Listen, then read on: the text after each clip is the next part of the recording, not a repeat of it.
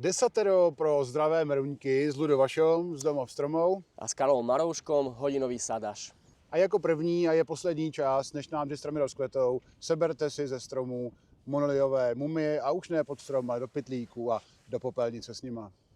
Zásadné je, aby sa strom cítil čo najlepšie, takže postaráme sa o pôdu. Jar to je čas, kedy pridáme pod stromy kompost, ale nie 5-10 litrov, ale pokojne aj 100 litrov kompostu na jeden strom. A nezabudnite, prihnojujeme pôdu, staráme sa o pôdu pod okvapom koruny, nie kukmienku, ale vytvárame takú šišku, taký donát a nie sopku.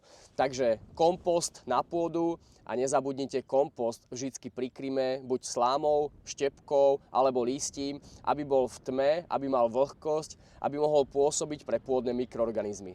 Zajistěte, že vaše meruňky nebudete ani vy, ani nikdo jiný zraňovat sekačkou. Ty údery do toho kmenu, do té báze stromu, to je něco, co by se nemělo nikdy stát. Marhule sú veľmi plodné ovocné stromy a ak ich nebudeme na jar orezávať, samozrejme citlivo, tak sa nám vyčerpajú nadmernou plodnosťou a preto vystúpme do korún a nezabudnime používať veľmi ostré náradie, ostrú pilku, ostré nožnice a robiť rezné rány maximálne do 2-3 cm.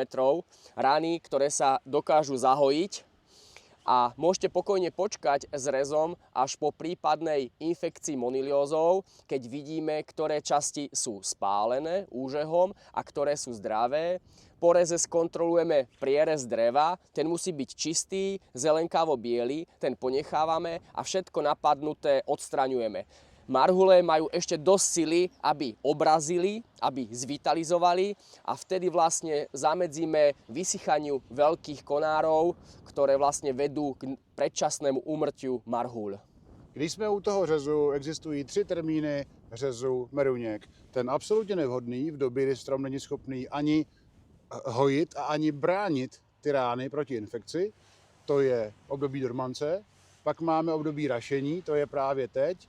Začíná proudit míza, on nějaké ty cukry ten strom má, aby začal vytvářet kalus a uzavírat ta pletiva, ale není schopen ještě bránit ty rány proti infekčním tlakům. To bude schopný, až teprve bude mít cukry, a to znamená fotosyntézu. Klidně odložte řez meruněk až na dobu, kdy v nich uvidíte aspoň ty zelené střapce, pak probíhá fotosyntéza. Vyrábějí se cukry, z cukrů se syntetizují fenolické látky a těmi právě ten strom se brání proti infekci, takže neuspěchat ten řez ve vašich domácích podmínkách je základ. Veľmi dôležitý je výber podpníka alebo podnože pre marhule. Nezabúdajme, do ťažkých pôd, kde je nedostatok vzduchu, vyberáme vždy podpníky slivkového pôvodu, napríklad duranzie, okruhlice, ringloty alebo sanžilienky. Pre pôdy, kde je dostatok vzduchu, také typické marhulové pôdy, tak tam si vyberáme podpník marhulový semenáč, ktorý je veľmi dlhoveký, ale najmä je suchovzdorný. Takže výber podpníka je kľúčový pre životnosť marhule, ale aj výber samotného stanovišťa, miesta, kde bude rásť. Marhula je výrazne svetlomilný druh, potrebuje veľa vzduchu, veľa svetla, neznáša uzavreté záhrady. Když jsme byli u toho řezu, je velký rozdíl mezi řezem mladých stromů, výchovným řezem a udržovacím řezem starších stromů. U mladých stromů základem je architektura, budoucí architektura té koruny a tam můžeme ten termín trošičku uspěchat ve smyslu tam, kde nám začíná ten ideální termín s tím začátkem toho rašení. Ale optimální doba na nějaké hlubší řezy starších stromů je klidně až na přelomu května a června, kdy strom má spoustu energie, hormonů, okamžitě začíná zavalování ran, brání se proti infekcím, není vystaven infekčním tlakům, takže starší stromy klidně odložte až na konec května, začátek června. Teraz poviem možno takú kacírskú myšlienku. Mám takú skúsenosť a aj takú akoby víziu, že marhule budeme pestovať ako keže, ako kry. A to z toho dôvodu, že marhule majú veľmi krátku životnosť, aj z dôvodu toho, že tu nie sú úplne doma. Keď si predstavíte domovinu marhule, tak je to Severná Čína, Manžunsko, preto Manžunika, je pôvod tej marhule, aj v podstate pôvodný botanický názov, nie z Arménska. V Arménsku mala takú medzizástavku dlhú, kedy sa tam vyvíjala, ale naozaj to horské podnebie jej vyhovuje a nevyhovuje jej táto naša klíma, ktorá je oceánom ovplyvnená a preto majú veľmi krátku životnosť marhule a mali by sa pestovať do budúcna ako kry. Prečo? Pretože kríky nám rýchlo vstupujú do plodnosti, je ľahké ich zapestovať, dopestovať. Keď nám vymrznú, vedia nám obraziť na novo, takže vieme ich životnosť predlžovať. Aj keď to je ťažko stráviteľné pestovať meruňku, marhulu ako ker, ale domnievam sa, že toto možno bude cesta do budúcna marhule ako kry.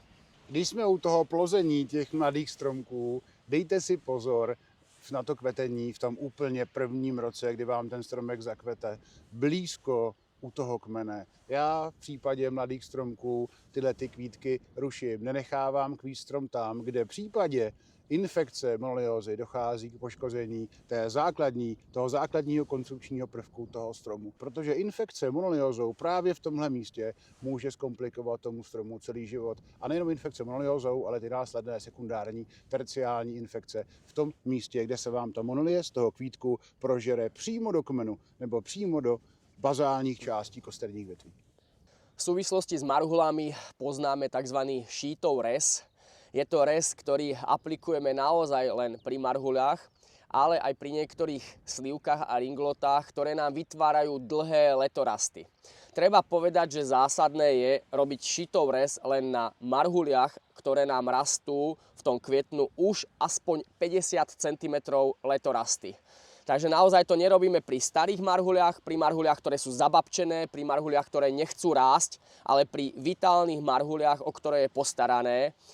Šítov rez sa robí najneskôr do takého 10.6., teda v 6. mesiaci, naozaj už to musíme mať ukončené, pretože ak by sme robili šítov rez niekedy v júli, tak už je to skutočne neskoro, pretože marhula nám už nezareaguje druhou vlnou rastu.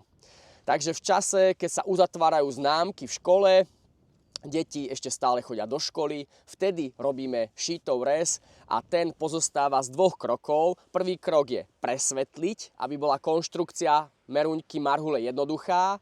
A druhý krok zakrátiť o polovicu letorasty, aby došlo v tej vlne rastu k rozvetveniu a aby sme mali pevnejšiu kostru, ktorá nie je taká vytiahnutá, lebo v ďalších rokoch by sa nám skomplikoval rez tých hrubých 1,5 metra dlhých výhonov.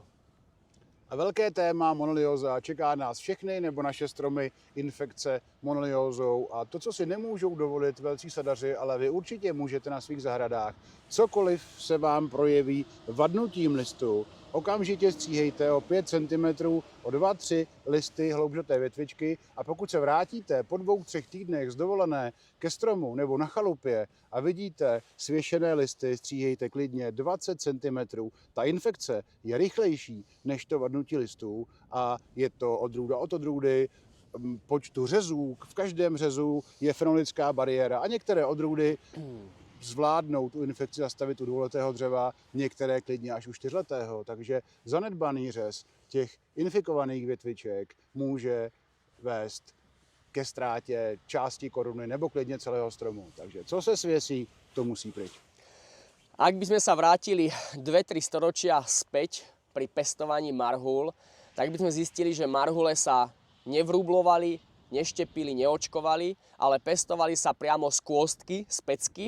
Takže neváhajte, pri zbere marhul si odkladajte pecky, odložte ich až do jesene, kedy si ich napicháte približne 3-4 cm do pôdy a oni vám na jar krásne začnú klíčiť, schádzať. A keďže sú marhule vo všeobecnosti samosprašné, samoopelivé, tak si výrazne držia svoje vlastnosti chuti a rastu. Samozrejme, bude tam nejaký odklon od matky, ale takto si môžete dopestovať vlastné odrody bez toho, že by ste si nakupovali stromčeky. Odolnost meruněk si můžete zvyšovat i vy sami a těch způsobů je několik. Říká se tomu elicitace přirozených obranných mechanismů, vyburcování toho stromu k vyšší obraně a můžete použít buď to chytosan, nebo vrbovou kůru, anebo úžasné jsou pro zálivku jíchy a ten základ je kopřiva a přeslička. Ta kombinace kyselin v zálivce vám ten strom pěkně vybudí, aby se dokázal ještě líp bránit. Nezúfajte, ak vám marhule zmrzli alebo ich spálila monilióza. Vo väčšine prípadov sa zdá, že zmrzli, ale je to skôr monilióza, teda aspoň tu v našich podmienkach. Ale nezúfajte, pestujte marhule, je to extrémne zdravé ovocie, naozaj. Ale berme to tak, že buďme radi, keď marhule máme raz za 3 alebo za 4 roky. A berme ich akoby s takou rezervou, že oni tu nie sú doma, nemajú tu domáce podmienky. Takže si marhula je naozaj druh, na ktorý sa akoby nedá spoľahnúť, ale my mu to odpúšťame pre jeho krásny kvet, pre jeho úžasnú vôňu, chutné šťavnaté ovocie a hlavne zdravotné benefity, ktoré vám prináša do života. A pokud budete provádět již dříve zmíněný šitův řez, máte větší šanci, že tomu mrazíku se vyhnete, protože ten jánský obroz, který vznikne jako reakce na šitův řez, má posunuté kvetení. Někdy o 4, někdy o 6, někdy o 8 dní, záleží na odrůdě, ale dost často je problém těch ranních mrazíků věc jedné noci, 2 hodin kránu a když tam máte ten týden navíc, lepší čtvrtka úrody než žádná. Neexistujú mrazuodolné a rezistentné odrody marhul. Neexistujú.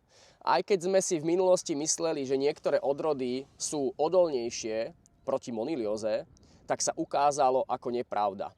Pretože kmene moniliózy sú každý rok iné, mutujú v čase, v priestore a preto tá meruňka marhula, ktorá bola 2 roky dozadu odolnejšia, už tento rok odolná nebude.